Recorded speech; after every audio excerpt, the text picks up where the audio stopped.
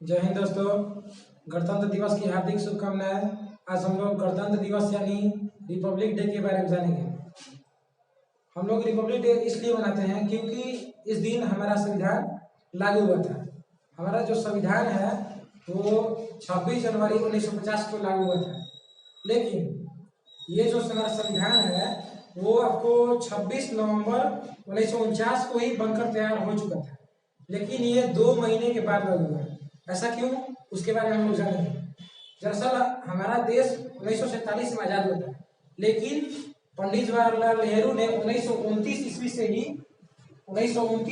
से ही झंडा तोलन करना स्टार्ट कर दिया था। 1929 से ही हमारे यहाँ झंडा तोलन की प्रक्रिया हो रही थी, क्योंकि अंग्रेजों के खिलाफ 1929 से ही झंडा तोलन करके ये दिखाया जा रहा था कि हम लोग स्वाधीन हैं और उसको स्वाधीनता दिवस के रूप में मनाया जाता था। इसलिए हम लोग पहले 26 जनवरी को स्वाधीनता दिवस मनाते थे। लेकिन जब हमारा देश आजाद हुआ 1947 को, तो ये तो स्वतंत्रता दिवस हम लोग मनाते हैं 15 अगस्त को।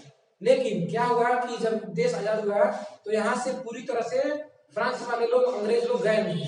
उन्होंने कहा कि आप अभी गणतंत्र नहीं है, आपका संविधान नहीं है, आप अपना रूल कैसे कीजिएगा, शासन कैसे चलाइएगा, अभी हमको रहने दीजिए, आप अपना संविधान बनाइए, संविधान बना लीजिएगा, उसके बाद हम आपको छोड़ के चले जाएंगे। तो उसी के अनुसार हमारा संविधान सभा की बैठक हुई, तो संविधान बनाने की प्रक्रिया चालू हो गई, जिसके प्रारूप समिति के अध्यक्ष हमारे डॉक्टर भीमराव अम्बेडकर हैं। उनको, वो महान व्यक्ति है, उनको फादर ऑफ कॉन्स्टिट्यूशन भी कहा जाता है। हमारा जो कॉन्स्टिट्यूशन है वो 13 केजी का है, यानी कि 13 किलो का उसका वजन है। उसके प्रारूप समिति के अध्यक्ष डॉक्टर भीमराव अम्बेडकर और संविधान सभा के अध्यक्ष डॉक्टर भीमराव अम्बेडकर थे, जिनका काम था कि वो लोगों से पूछते थे कि आपका क्या विचार है, आपका क्या विचार है। तो इसको पूछ के और सभी के कथनों को सुन के उसको संविधान में लाया गया। संविधान को ऐसे बनाया गया कि वो जन कल्याण के लिए हो। जब संविधान बन रहा था तो उस समय भारत और पाकिस्तान एक ही थे। तो जब संविधान सभा बनी तो उस समय 389 लोग संविधान को बनाने में योगदान दिए।